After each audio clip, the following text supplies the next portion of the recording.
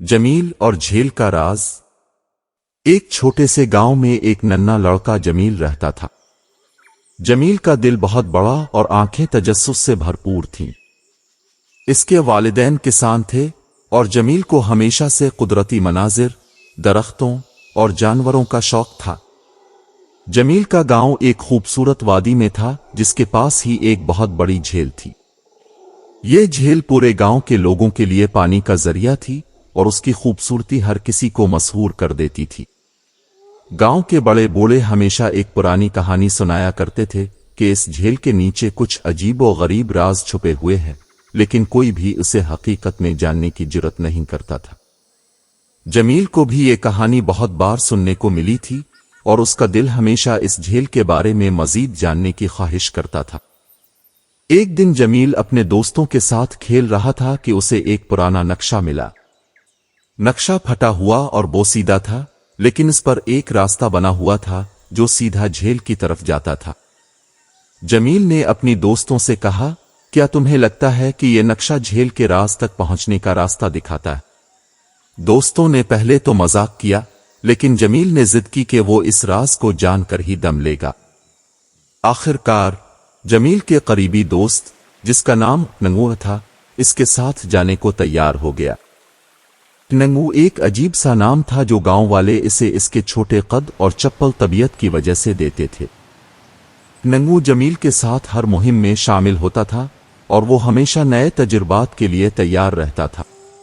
दोनों दोस्त नक्शे को देखते हुए झील की तरफ निकल पड़े।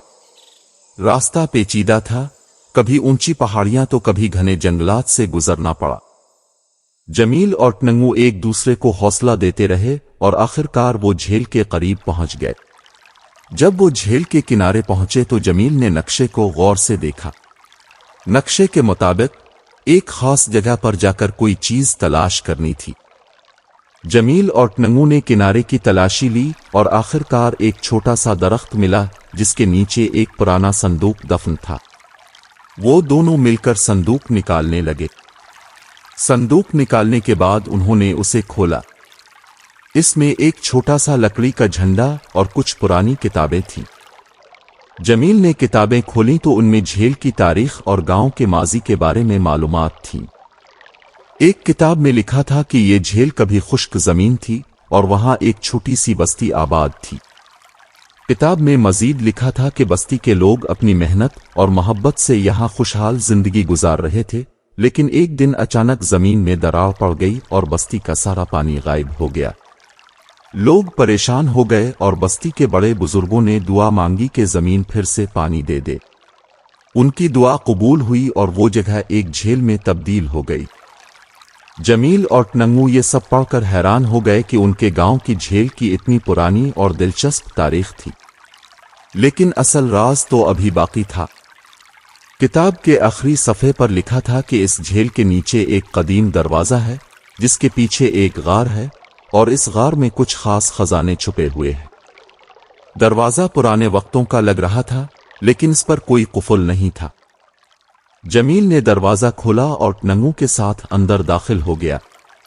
अंदर एक तंग रास्ता था जो नीचे की तरफ जा रहा था। दोनों दोस्त दिल मजबूत करके आगे बढ़े।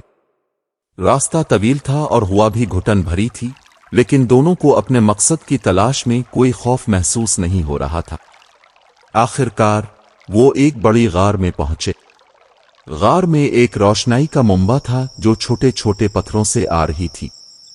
दरमियान में एक छोटा सा तालाब था जिसके किनारे पर एक संदूक रखा था। संदूक पर पुरानी लिखाई में कुछ तहरीर था जिसे जमील और नंगू पढ़ने की कोशिश कर रहे थे, लेकिन वो जबान उनके लिए नामानूस थी। जब उन्होंने संदूक खोला तो अंदर उन्हें कुछ सोने के सिक्के और एक पुराना ताज मिला, लेकिन ताज की खूबसूरती से ज्यादा उनके लिए वो पुरानी तहरीरें अहम थीं जो झील के राजों और बस्ती की कदीम तारीख के बारे में बता रही थीं। जमील और नंगू ने इस खजाने को वापस गांव ले जाने का फैसला किया। गांव के बुजुर्गों को जब उनकी दरियाफ्त के बारे में पता चला तो वो हैरान रह गए। गांव वालों ने इन दोनों की बहादुरी और तजस्सुस की तारीफ की और उनका खजाना पूरे गांव की खुशहाली के लिए इस्तेमाल किया।